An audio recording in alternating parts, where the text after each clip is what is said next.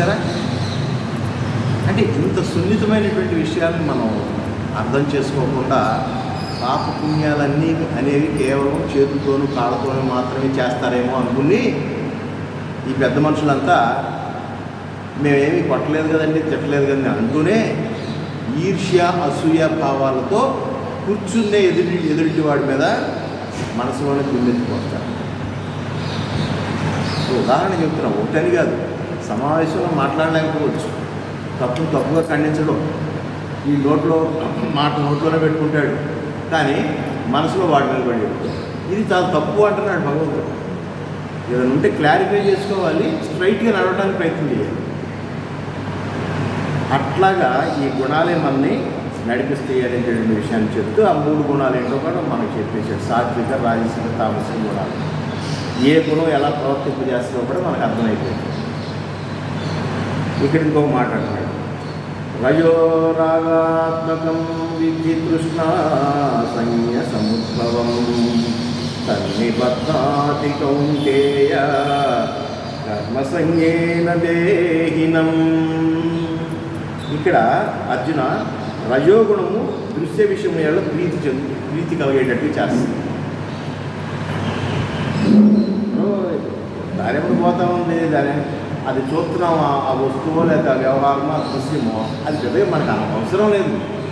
అయినా కానీ మన కళ్ళకి అట్రాక్షన్ కనపడింది అనుకోండి, అదేంటి అని తెలుసుకుంటానికి పరిగెత్తుకుంటాం, అదేంటో పొందటానికి ప్రయత్నం చేస్తాం. అది పొందేంత వరకు మనసు వికలంగా ఉంటుంది. సో ఇటువంటి రజోగుణం ఉన్న వాళ్ళు ఏంటంటే ఒక చోట స్థిరంగా ఉండరు. ఇది చూసాం, అది కూడా చూస్తే బాగుంటుంది, అది చూసాం, అది చూస్తే బాగుంటుంది, అదే ఇట్లాగా తిరుగుతూనే ఉంటారు. సరే, ఇటువంటి రజోగుణం. ఈ రజోగుణం ఏంటిదంటే దృశ్య విషయంపై ప్రీతిని కలగజేయదు. తద్వారా దానివల్ల ఆ చూసినటువంటి దాన్ని పొందాలి అనేటటువంటి కోరిక కలుగుతుంది. ఆ కోరిక, అటువంటి ఆసక్తి నిన్ను తిప్పుతూ ఉంటుంది, అనేక రకాలైనటువంటి ప్రయత్నాలు చేస్తూ ఉంటుంది.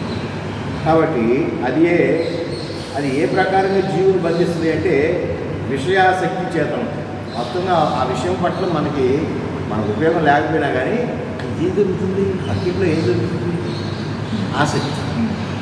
మా ఆడపడుచుల ఇంట్లో ఏం జరుగుతుంది, వాళ్ళు ఏదో సత్తున్నారు కింద మీద పడి, ఆ పిల్ల ఏదో కాదని అవునని ఎవడనకాల వెళ్ళింది, వచ్చింది, అయిపోయింది, ఏదో నాన్న తిప్పబడతారు. ఏమైంది సరే, ఈ పెద్ద నేరాలు ఏం చేయం, మనం కూర్చుని మన వాళ్ళకి కీడు చేస్తుంటాం.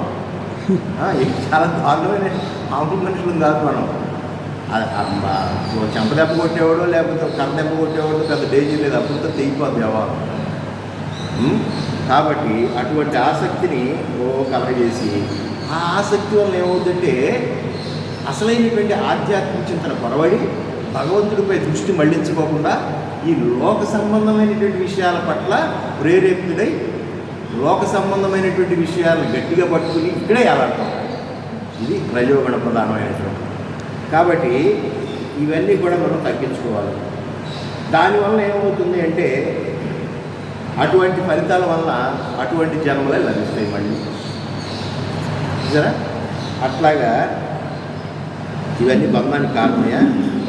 తమస్త్వజ్ఞానజం విధిమోహనం సర్వదేహినాం ప్రమాదాలస్య నిద్రాభిసన్నిబధ్నాతి భారత. ఈ తమోగుణం ఉందే, ఇది పూర్తి అజ్ఞానం. దేవుడి మాట అయింది. ఈ అజ్ఞానం వల్ల సమస్త ప్రాణులకు పట్ల అవివేకంతో మోహం. ఎప్పుడు నా వెనకాలే ఉంటాడు, వీడు నాతోనే ఉంటాడు, అది ఒక రకమైన గుడ్డి నమ్ముతారు. చూసారా, దేన్ని నమ్మాల్సిన పని. ఎవరి కాళ్ళే ఒంటరిగా వచ్చాం, ఒంటరిగా పోతాం. ఎవరి దాకా చివరి దాకా ఎవరో సమానంగా రైలు పట్టాలలాగా ప్రయాణం చేసే పరిస్థితి ఉండదు. ఇది బాగా గుర్తుపెట్టుకోవాలి. చూసారా, అటువంటి మోహంలో పడేస్తాం. అటువంటి మోహంలో పడేసి ఆ మోహం, ఆ అటాచ్మెంటు ఎంతకైనా తెగిస్తుంది. ఆ పిల్లల కోసం ఎంత ఇదైనా చేస్తూ ఉంటారు కొంతమంది. చూసారా, అటువంటి మోహాలకి గురవుతారయ్యా. అటువంటిది ఈ మోహంలో పడిపోయి కళ్ళు మూసుకుపోతాయి. మనవాడు చేస్తే తప్పులేదు, పిల్లోడు ఏం చేసినా తప్పులేదు. ఎదుటి పిల్లోడు చేస్తే తప్పు. మన పిల్లోడు చేసిన తప్పు గమనించడం, ఇదే గుడ్డితనం. ఇటువంటి మోహాలన్నీ కూడా ఈ తమోగుణ ప్రధానమైనటువంటి వాడు బాగా ఎక్కువ. ఏం చేశాడమ్మా, ఏం చేశాడు మా అబ్బాయి, ఏం చేశాడు, మీ అమ్మాయి ఆ మాత్రం చదువు బట్టే కదా మా అబ్బాయి ఎటు చేశాడు అంటాడే కానీ ఎదవా వీడు తప్పు చేశాడమ్మా నేను జాగ్రత్తగా అమ్మ ఎట్టి పరిస్థితిలోనే అమ్మ. చూసారా, ఇటువంటి తమోగుణ ప్రధానం ప్రతి ఇంట్లోనూ మనకు కనపడుతుంటాయి. మనలోనే కనపడుతుంటాయి, ఎవరో ఎందుకు అవునా కదా. ఇది క్లారిటీగా మనం తెలుసుకోవాలి. మనం దూషించుకున్నట్టు ఉన్నట్టుగా ఉంటుంది. కానీ ఇది మన క్యారెక్టర్స్ ఏంటో ఎక్కడ ఎవరిని అడగవసరం, మనం ఈ మూడింట్లో దేనిలో ఉన్నాం అనేది మనకే అర్థం. కాబట్టి ఈ తమోగుణం అజ్ఞాన జనితమే, అది జీవుని మోహపెట్టి అతన్ని అవివేకానికి కలుగజేసి సంసారం ముందు పడేసి అట్లా బంధించి ఉంచుతుంది. దట్టమగు మేఘము సూర్యుని కప్పిన చందనమున. చూసారా, ఆ మేఘం వచ్చినప్పుడు ఎంతలో పెద్ద సూర్యుడైనా కానీ కప్పివేయబడినట్టుగా ఈ మోహాలు, అటాచ్మెంట్స్, ఇవన్నీ కూడా మనని గుడ్డివాళ్ళం చేస్తాయి. దానికి ఉదాహరణ ధృతరాష్ట్రం. పూర్తి తమోగుణ ప్రధానమైనటువంటి క్యారెక్టర్ ఏమని చెప్పాలంటే ధృతరాష్ట్రం. చివరికి ఏది ఎట్టయినా కానీ ఆడపిల్లలే నెగ్గాలి, ఆడపిల్లలకే రాజ్యం రావాలి. అసలు వాడు వెళ్ళేదే వాడి రాజ్యం కాదు, అది పాండురాజు రాజ్యం. పాండురాజుతో ఏదో కొంత శాప ఫలితంగా ముందుగా చచ్చిపోతాడు. ఆ చచ్చిపోయాడు కదా అని చెప్పి ఈ గుడ్డానికి ఇచ్చారు. వాస్తవంగా ఈ గుడ్డానికి ఇవ్వటానికి వీలు లేదు. రాజుకి అంగవైకల్యం ఉంటే రాజు అవ్వటానికి వీలు లేదు.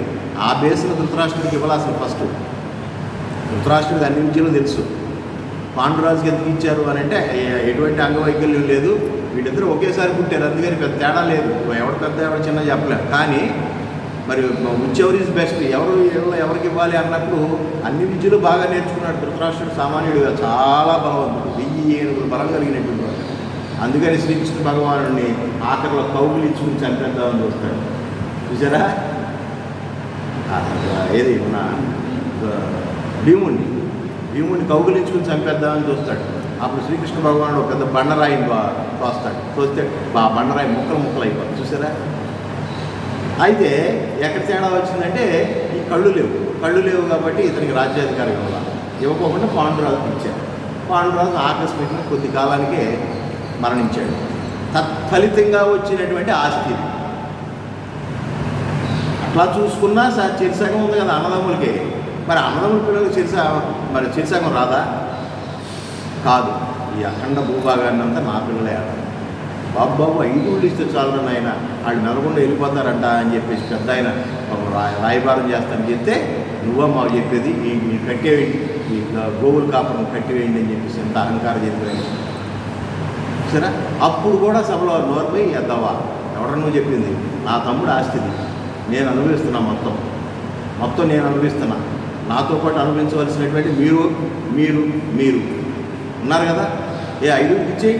ఇప్పుడు వాళ్ళు 5 ఊళ్ళు అడుగుతున్నారు, మరి చండాలంగా ఉండలే, 1/4 అన్న ఇచ్చేయి అనాల్సినటువంటి ఈ ధృతరాష్ట్రుడు మోహం చేత నా కొడుకులు కోరుకుంటున్నారు కాబట్టి నా దుర్యోధనుడు అంటే నాకు బాగా ఇష్టం, నా 100 మంది పుత్రులు అంటే నాకు ఇష్టం, సరే నా పిల్లలు కోరుకున్నట్టే జరగాలి అని ఓయాపీడీగా ఏం మాట్లాడుకోకుండా సభలో మెదలుకోకుండా, అంటే నిర్ణయాలు తీసుకోవాల్సిన టైంలో తీసుకోకుండా చాలా నేరమైన ఘోరమైనటువంటి పాపం చేసినటువంటి వాడు ధృతరాష్ట్రుడు. సరే, నేనేం చేశాను అంటే చివరికి అంతా నువ్వే చేసావు శ్రీకృష్ణ, నువ్వు కనుక తలుచుకుంటే యుద్ధం ఆపేయచ్చు కదా. ఈయన మాత్రం తలుచుకోడు. నష్టం జరిగిపోయిన తర్వాత ఆ నష్టం అంతా ఇంకోటి ఎత్తి మీద ఎక్కడో మహాభారతంలో ఉన్న క్యారెక్టర్స్ అన్నీ మనలోనే ఉంటాయి. కాబట్టి అటువంటి తమోగుణాన్ని మనం చాలా జాగ్రత్తగా డీల్ చేయాలి. ఆత్మజ్ఞాన యుతులను తప్ప తక్కిన వారినందరినీ అది ఆవరించే ఉంటుంది.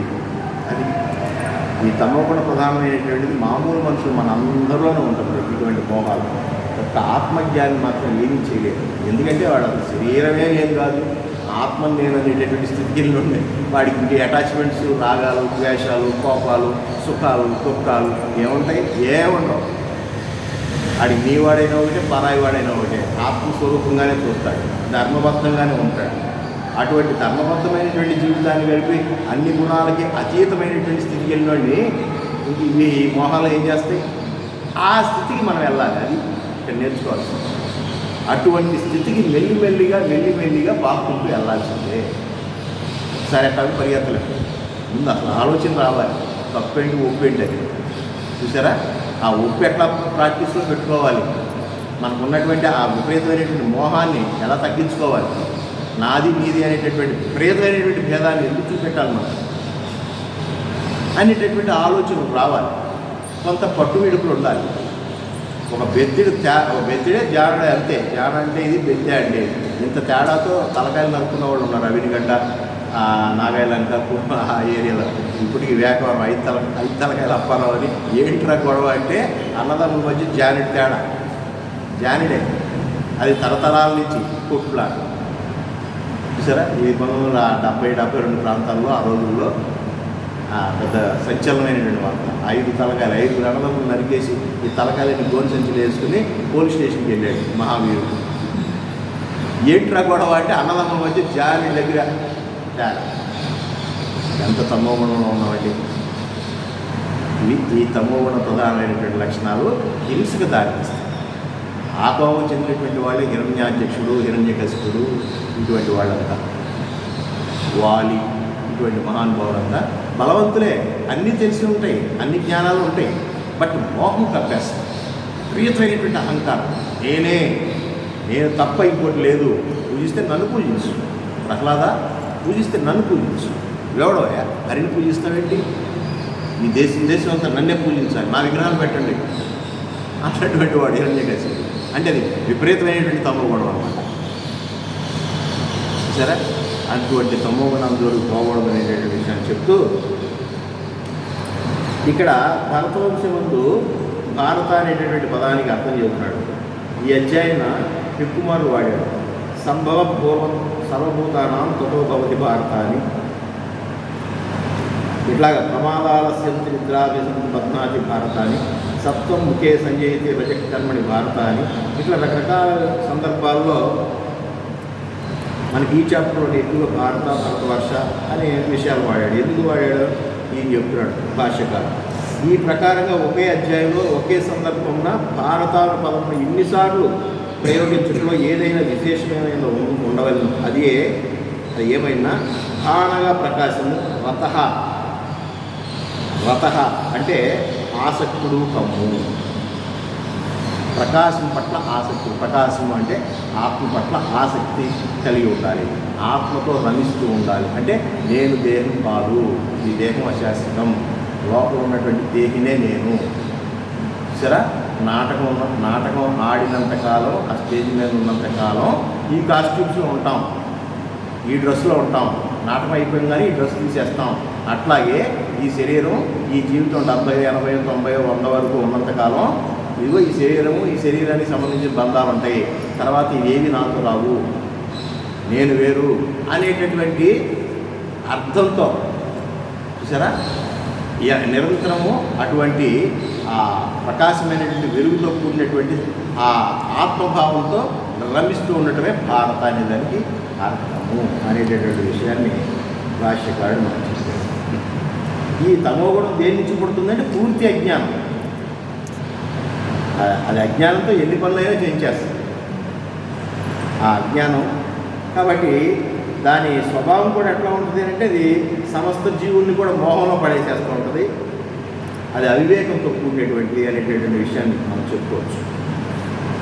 అట్లా ఇది ఈ తమోగుణం వల్ల ఏమవుతుందంటే మనం ఈ భూమి మీదకి ఎందుకు వచ్చామో మర్చిపోయేటట్టు చేస్తాం.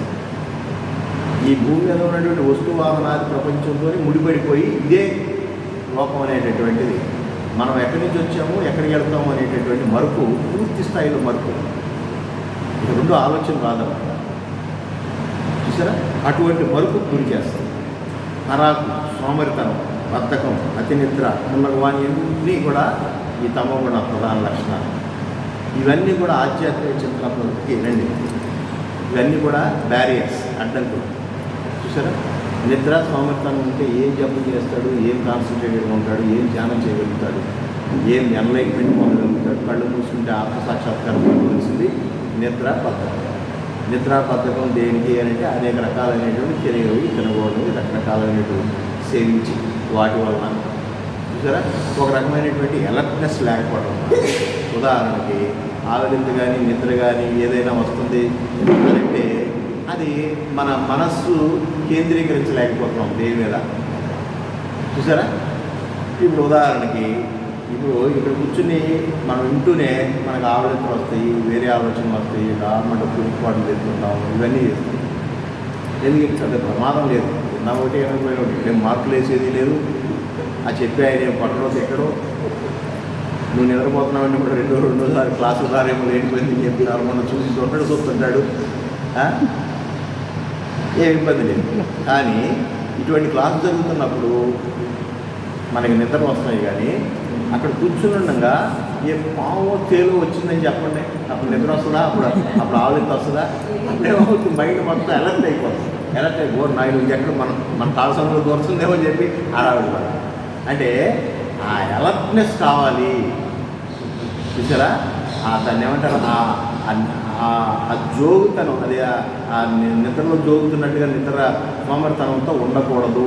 ఆధ్యాత్మిక చింతనగ్రస్తుడు దాని టైం దానికి ఇచ్చాం, దాని టైంలోనే నిద్రపోవాలి. చూసారా, బయటకు వచ్చామంటే ఎక్కడ కూడా మనం అలర్ట్తోనే ఉండాలి. చూసారా, అటువంటి లక్షణాలన్నీ మనం నిదానంగా పుడికి పుచ్చుకోవాలి.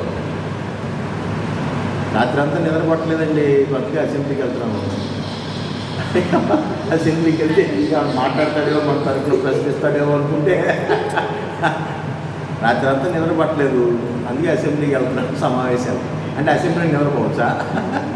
అట్లా కాకుండా అలర్ట్గా ఉండాలి ఆత్మజ్ఞానం కోసం అనేటటువంటి విషయాన్ని చెప్తూ, సత్వం సుఖే సంయేతి రజః కర్మణి భారత జ్ఞానమావృత్యతు తమః ప్రమాదే సంయత్యుత.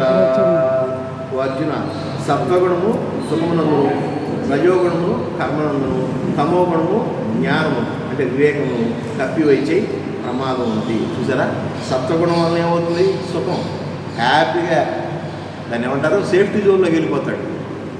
అందరూ మంచోడు అంటున్నారు, ఆయన అందరూ వచ్చి కాళ్ళ దండాలు పెడుతున్నారు, శాలువాలు కప్పుతున్నారు, దండలు వేస్తున్నారు.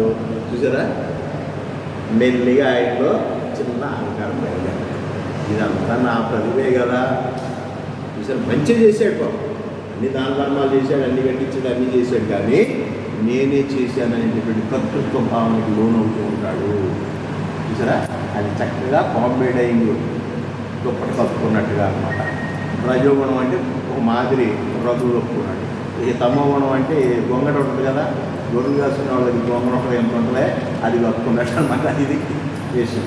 తమోగుణ ప్రధానమైన, రజోగుణ ప్రధానమైన, సాత్వికమైనటువంటి గుణాలు కలిగినా కూడా ఈ అజ్ఞానం అనేటటువంటి ఆవరణలో కప్పివేయబడుతున్నాయి.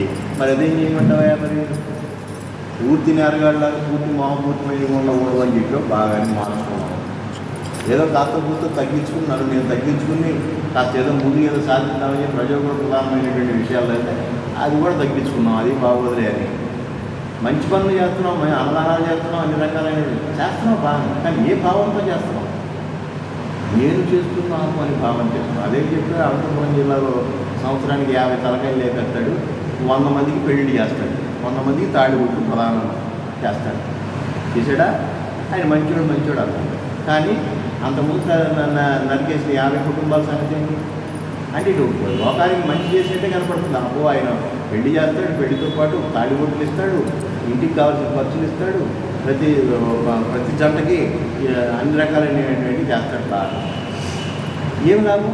అంతకుముందు చేసిన డ్యామేజ్ దేని దానికి ఏకంగా దానిలో అది 50 తగ్గి నరికేసాం, ఇక్కడ 100 ఇచ్చామంటే 100 నుంచి 50 ఉంది పాపడానికి ఇది ఇదే అకౌంట్, ఆ అకౌంట్ తీసి 50 కోడికలు పాప పుణ్యాలు నరికారు. చూసారా, అట్లాగా ఇవి చాలా జాగ్రత్తగా ఉండాలయా. ఈ సత్వగుణం ఈ రకం ఉంది. ఎంత నరుకు చెప్పిన భావంలోనే బోధనా అధ్యాయం కొరకై మరలా తెలియజేస్తున్నాం. సత్వగుణము ప్రాపంచిక సుఖమునందును, రజోగుణము ప్రాపంచిక కర్మయందును, తమోగుణము నిద్రామత్తుల యందు జీవుడిని చేరుచున్నది. చూసారా, సత్వగుణం ఎలా ఉంటుందంటే మంచిగా ఉంటాడు, మంచి పనులు చేస్తాడు, మంచి పనుల ద్వారా వచ్చినటువంటి ఆదాయాన్ని జాగ్రత్తగా స్వీకరిస్తాడు, సుఖంగా ఉంటాడు. ఈ సుఖమే హాయిగా ఉంటుంది, ఏ ఇబ్బంది ఉండదు. కాబట్టి ఇదే జీవితం అనుకుంటాడు. అనుకుని ఆత్మోన్నత కోసం ప్రయత్నం చేయండి. తన ఆత్మస్థితిని దాటిపోయి ఆ లౌకికమైనటువంటి స్థితిని దాటిపోయి పారమార్థికమైనటువంటి స్థితిలోకి పోయి మరలా జన్మ లేకుండా ఉండాలన్న కోరిక కలగదు. ఎందుకంటే సుఖంగా ఉంది కదా, సుఖంగా ఉన్నవాడికి ఇంకేముంది, సేఫ్టీ జోన్లోకి వెళ్ళి అది గమనించాలి. నో ఇదో పెద్ద మాయ, సుఖంగా ఉన్నట్టు ఉంది కానీ ఇది రోగాల రొస్టు. ఇప్పుడు బాగానే ఉంది, అన్ని ఫ్రీగా శుభ్రంగా తింటున్నాం, అయిపోతుంది. 70-80 ఏళ్ళు వచ్చిన తర్వాత దీనికి రోగాల రొస్టు ఎవరు మొత్తాడు బాబు. ఈ వృద్ధాప్యం నాకెందుకు, అసలు వృద్ధాప్యం వద్దు, పాడు వద్దు. వృద్ధాప్యం ఎందుకు వస్తుంది? శరీరం ఉండబట్టే కదా. అందుకని నాకు శరీరం వద్దు, అందుకని నాకు పుట్టుకే వద్దు, అందుకని నేను పుట్టుక లేనటువంటి గిట్టుట లేనటువంటి స్థితికి నేను చేరుకోవాలి అనేటటువంటి ఆలోచన సత్వగుణ ప్రధానవంతుడు కూడా రాటల్లా.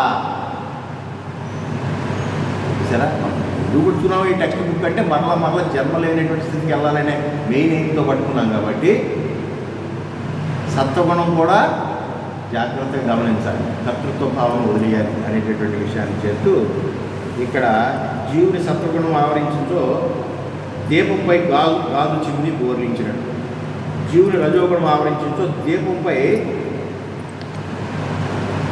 అలకని గంప బోర్లించినట్టు, జీవుని తమోగుణం ఆవరించిందంటే ఒక కుండ బోర్లించినట్టు. ఒక ప్రమిద వెలిగించామండి, దానిపైన గాజు సీసా పెట్టాం, పర్వాలేదు కనపడతాం, కాంతి కనపడతాం. అది సత్వగుణ ప్రధానం. అంటే ఆ గాజు సీసా అనేటటువంటిది వెలుగునైతే పెద్దగా ఆపదు, కానీ మొత్తానికి అడ్డైతే ఏదో ఉంది. మిగతా ప్రపంచానికి దీపానికి మధ్య ఒక అడ్డు సన్నటి పొర ఉంది, అది సాత్విగుణం అన్నమాట. అది మాయ. ఆ మాయను కూడా తొలగించుకోవాలి. ఇక రజోగుణం అంటే ఇప్పుడు మామూలుగా జల్లి ఏమంటారు, పలికి ఉంటుంది కదా, అన్నం వడపోసే పలికి ఉంటాయి కదా, జల్లి పలికలు, అది బోర్లు ఇచ్చినట్టు ఓ దీపం గారు బోర్లు ఇస్తే ఆ కన్నాల్లో నుంచి అప్పుడప్పుడు కనపడతాం ఉంటుంది దీపం. ఇదే పూర్తి స్థాయిలో తమోగుణం ఉన్నవాడికి ఆ దీపం మీద ఉన్న బోర్లు ఇస్తే ఇంక మనకేం కనపడదు. అట్లాగా మనలో ఉన్నటువంటి దేహిని ఆ సత్వగుణ సంపన్నుడేమో ఆ రకంగా చూస్తాడు, అయినా అడ్డు ఉంది. ఇక వీడేదో అప్పుడప్పుడు బెజ్జాల్లో చూస్తుంటాడు రజోగుణం ఉన్నవాడు. తమోగుణం ఉన్నవాడికి అసలు లోపల ఒక ఆత్మ ఉంది, నన్ను నడిపించేది అదే పరమాత్మ అనేటటువంటి జ్ఞానం కోల్పోతాడు.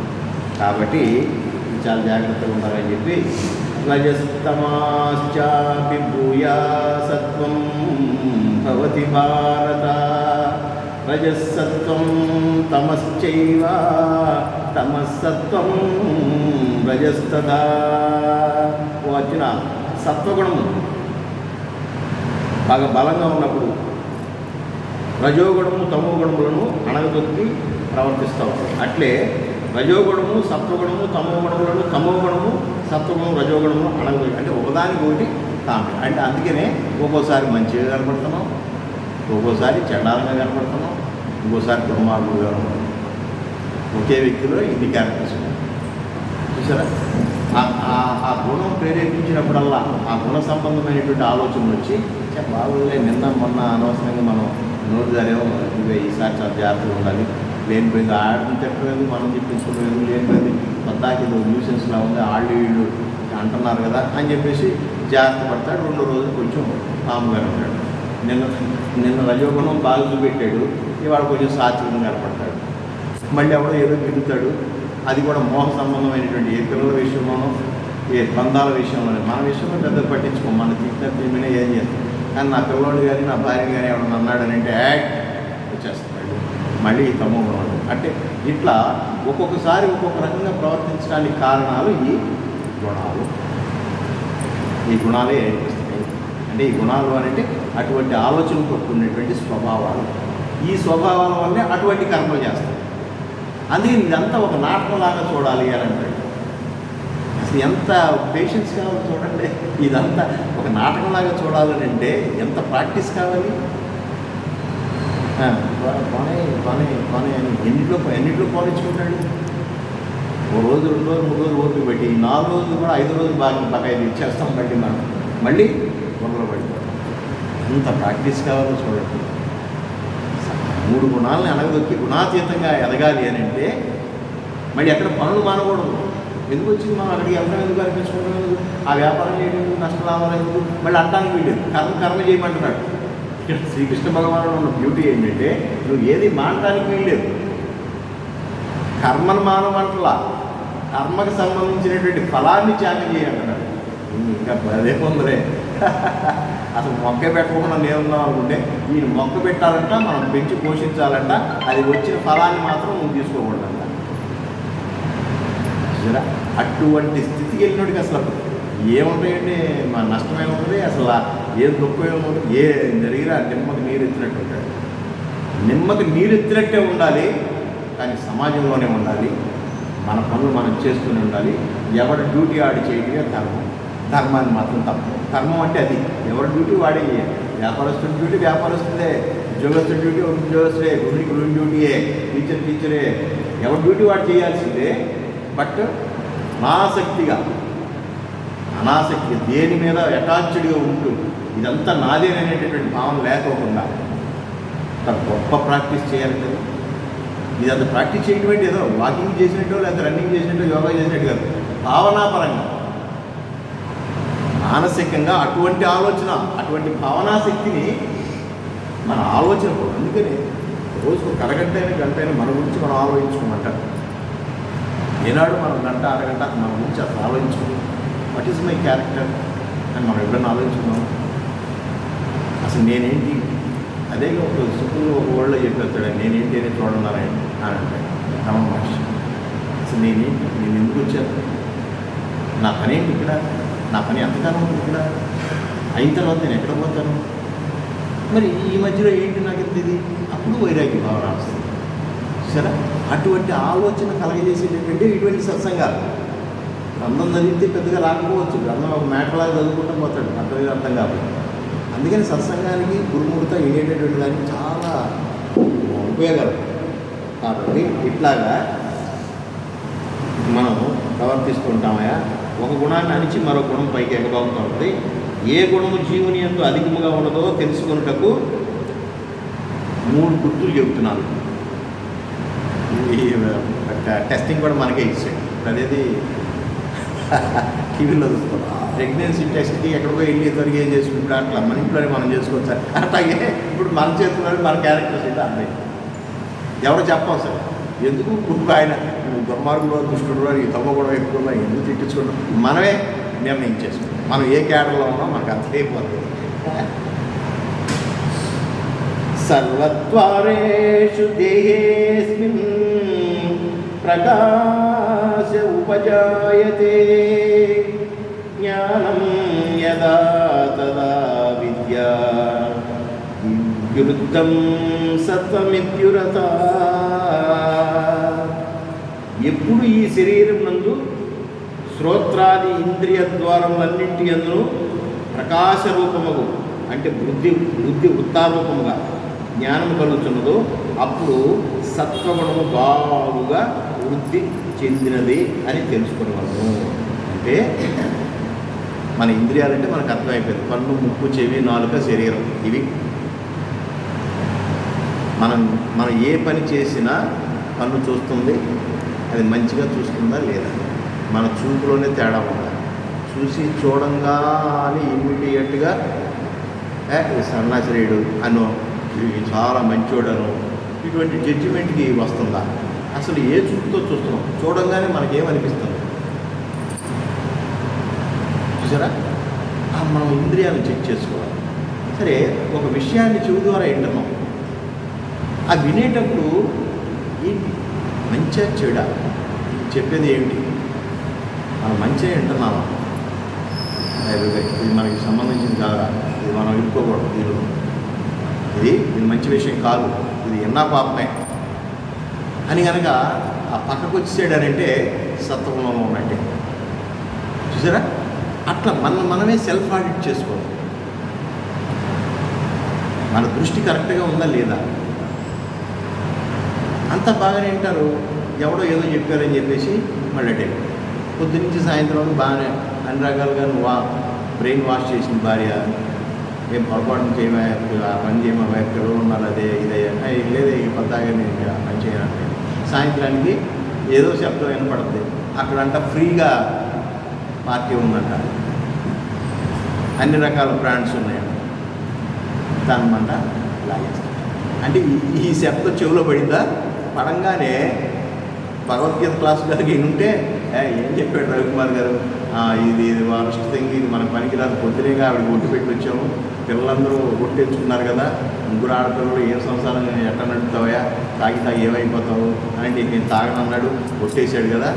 ఇక్కడేమో రాత్రికి గలగలమనే పార్టీ ఉందనంట అనగానే చచ్చా ఇది ఇంటేనే మహాత్మాపురం బాబు అని పక్కకు రాగలిగాడు అనుకో, వీళ్ళు మార్పు స్టార్ట్ అయింది కదా. లేదు అని అంటే శుక్రవారం కదా, శుక్రుడు శని ఆదివారం కూడా ఎంజాయ్ చేసి రౌండ్ ఫిగర్గా సోమవారం నుంచి పరిశుద్ధుడు అయిపోతాం.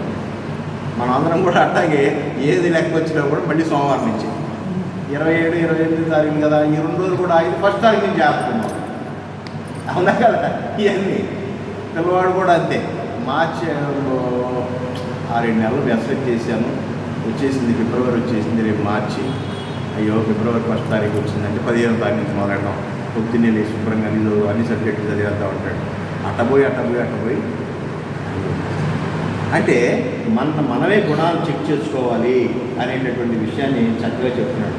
ఎవడి శరీరం ముందు ఈ శ్రోత్రాది అంటే ఈ చెవులతో ఇదేటటువంటి ఇంద్రియం ద్వారా అన్నింటి యందు ప్రకాశ రూపమగు బుద్ధి జ్ఞానరూపమున కలుగుతున్నదో, వెంటనే బుద్ధి తప్పుడు అయ్యేదవా, నిన్నగా ఒట్టు పెట్టావు అని చెప్పి కనుక వాన హెచ్చరిక కనబడింది అనుకో, బాధ్యత గుర్తొచ్చిందనుకో, అప్పుడు ఈయనలో మార్పు వచ్చింది అనేటటువంటి విషయాన్ని గమనించవచ్చు అనేటువంటి. ఒక్కొక్క గుణము అధికంగా ఉన్నప్పుడు జీవుడు కొనచ్చు కర్మలను దానికి అనుగుణంగానే ఉంటాయి, అంతే కదా. ఆ మోహం వల్ల నా పిల్లవాడిని అన్నారో నా భార్యని అన్నారో అన్న మాటలు తీసుకుని వాడు లేరిపోయిన కక్షలన్నీ పెంచుకుని రేపొద్దున ఎక్కడో ఒక సందర్భంలో అవతరాల మీద ఎరగదీసి పడిపోతాడు. ఎందుకు? పెంచి పోషిస్తున్నాడు ఆ గుణాన్ని. సరే దాన్ని వదిలేలా.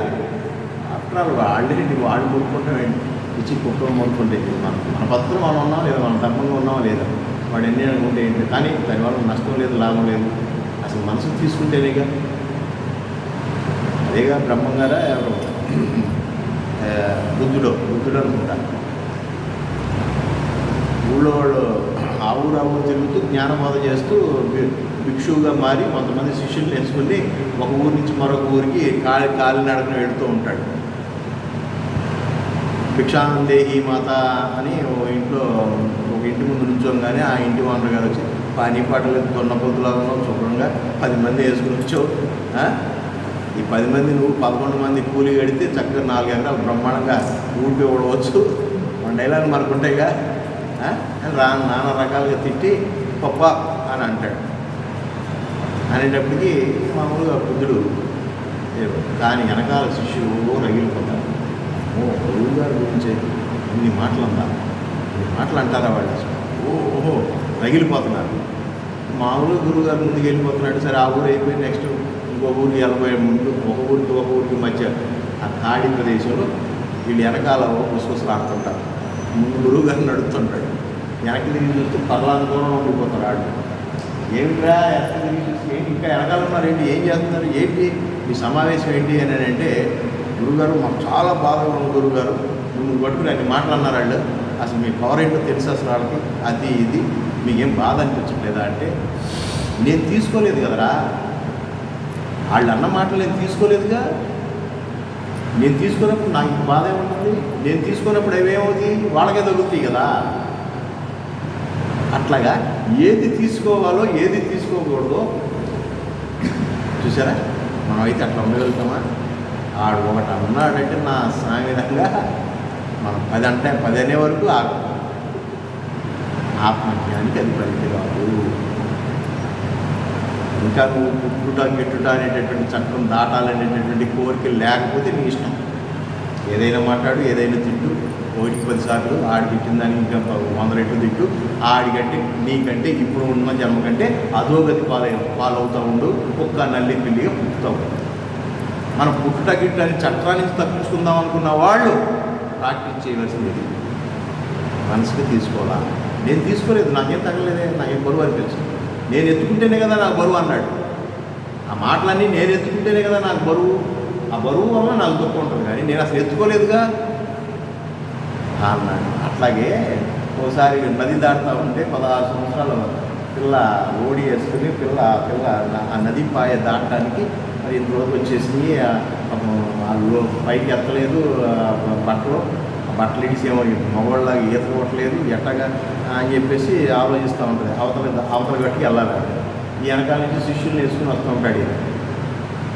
ఈయనేమో బ్రహ్మచారి, సంసారాన్ని వదిలేసేటువంటి వాడు, అసలు ఆ ఆడవాడిని వాసనే పనికిరనేటువంటి గురువు గారు.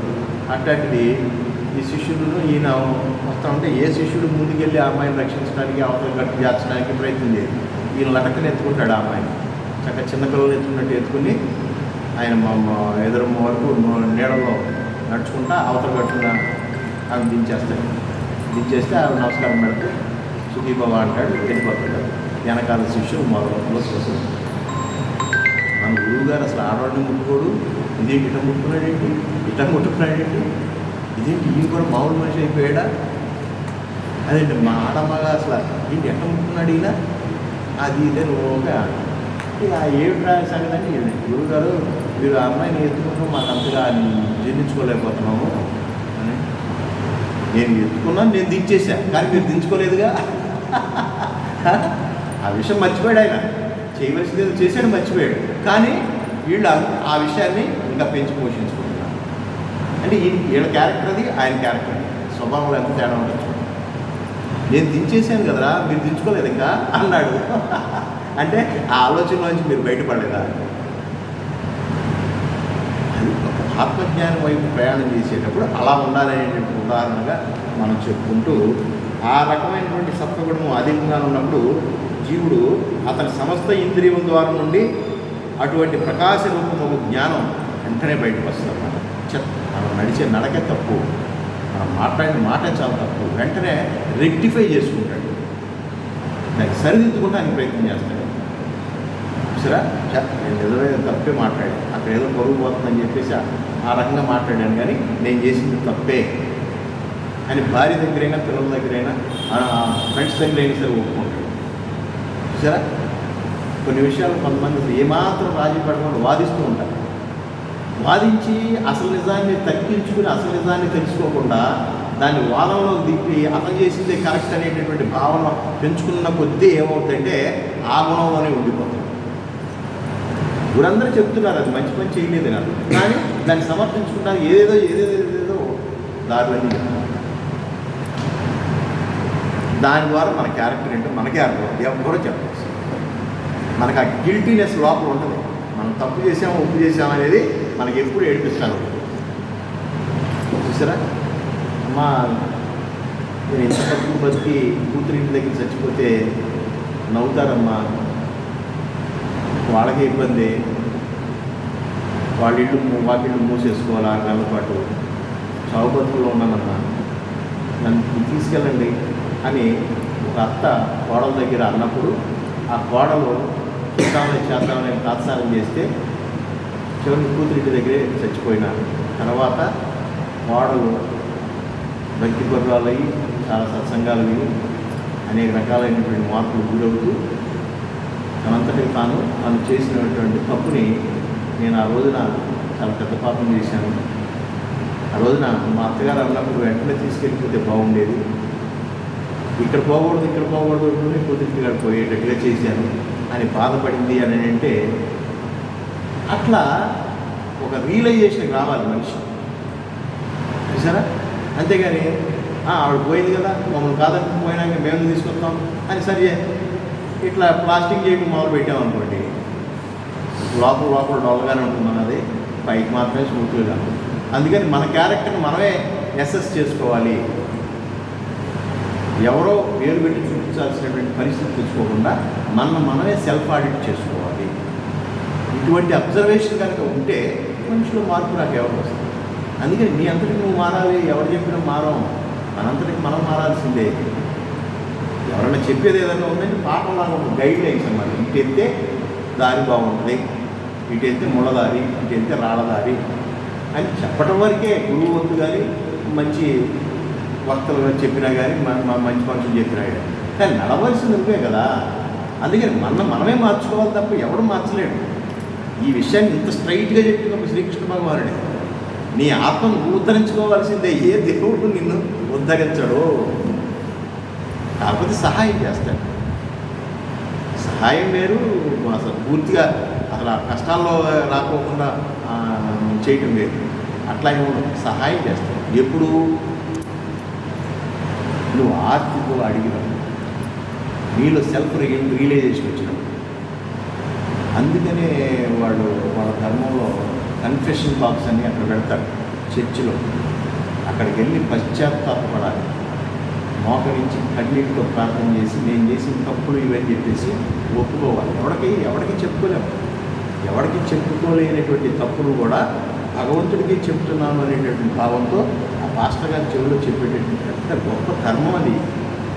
దాన్ని హాస్యాస్పదంగా మన వాళ్ళంతా అన్నాడు, అయిపోయిందంట, పాపాలన్నీ కడిగేయబడి అంట, రేపు నుంచి మళ్ళీ ఫ్రెష్గా కొత్త పాపాలు చేయొచ్చంట అని ఈ ఏదో డైలాగు వాడుతుంటారు మిగతా ధర్మం వాళ్ళు. చూసారా, ఎవరికి చెప్పుకోలేనటువంటి పాపాన్ని భగవంతుడికే చెప్పుకుంటున్నాను అనేటటువంటి ఉద్దేశంతో ఆ ఆధ్యాత్మికుడైనటువంటి పాస్టర్ గారికి చెప్పడం, ఆ చెప్పిన తర్వాత తనలోంచి మార్పు, ఆ గుణాలను తీసివేయటం. ఆ రోజుతో ఆ గుణాన్ని నేను తీసివేశాను. పశ్చాత్తాపడటం అంటే ఏంటి? చేసినటువంటి పాపాన్ని మరలా చేయకుండుట. ఇప్పుడు తప్పు ఒప్పు చేశాను స్వామి, నీ దగ్గర ఒప్పుకుంటున్నాను, మరలా ఎగైన్ అటువంటి తప్పు నేను చెయ్యను. దిస్ ఇస్ కాల్డ్ పశ్చాత్తాపం. కానీ ఊరికే సారీ అని చెప్పి వదిలేయటం కాదు. సారీ అని చెప్పి మళ్ళీ రేపు నుంచి మామూలుగానే ప్రవర్తిస్తే కుదరదు సార్. అటువంటి పశ్చాత్తాపం అనేటటువంటి సిస్టమ్ చాలా గొప్పది. సరే, వాళ్ళకంటే వాళ్ళకు సిస్టమ్ ఉంది. మరి నువ్వు ఎవరికి చెప్పుకుని పశ్చాత్తాపడతావు? ఎవరికి చెప్పుకోలేదు. అందుకని నీ మనసుకు నువ్వే చెప్పుకోలేదు. సరే, అట్లా ఆ రకమైనటువంటి మార్పు మనం తెచ్చుకోవాలనేటటువంటి విషయాన్ని చెప్తూ ఇక్కడ ఇంకో మాట అంటాడు. ఈ సత్వగుణం ఉన్నప్పుడు ఈ రకంగా ఉంటాడు. ఈ రజోగుణం కనుక అధికంగా ఉన్నప్పుడు మనిషి ఎట్లా ఉంటాడంటే లోభ ప్రవృత్తిరారంభ కర్మణామశమస్పృహ రజస్యేతాని జాయంతే వివృద్ధే భరతర్షభ. భరతకుల శ్రేష్ఠుడు అర్జున, రజోగుణం అభివృద్ధి చెందినప్పుడు మనుజుని యందు లోభత్వం, కార్యము నందు ప్రవృత్తి అంటే కామ్య నిషిద్ధ కర్మను కూడా ప్రారంభిస్తాడు. మనశ్శాంతి లేకుండా అంటే ఇంద్రియ నిగ్రహం ఉండదు. ఆశను అనేటటువంటి విపరీతంగా కలుగుతుంది. ఈ విపరీతంగా సంతృప్తి చెందడు. చూసారా, ఆశ ఏడిపిస్తూ ఉంటుంది. ఇదరా ఓవర్ షిఫ్ట్. పగలంతా పనిచేసాం, సరే నిన్న మొన్న కూడా నైట్ షిఫ్ట్ కూడా పనిచేసాం, డబ్బులు బాగా కనపడుతున్నాయి, ఆశ పెరిగిపోతూ ఉంటుంది, ఆరోగ్యం క్షీణించుకుంటాం.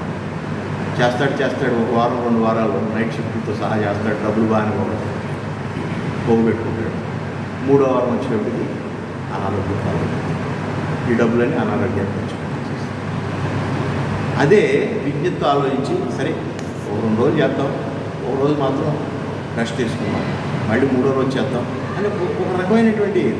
కానీ రజోగుణం అట్లా ఉండదు. అమ్మో వాడు బాగా సంపాదించేస్తున్నాడు, నేను ఓవర్ నైట్ అయినా చేసి, అంటే నేను చిన్న ఉదాహరణ చెప్తున్నాను. ఇట్లా ప్రతి విషయాల్లో కూడా ఈ రజోగుణం ఏంటంటే నుంచోనేది. వాడు అది చేసాడు, వీడు ఇది చేస్తున్నాడు.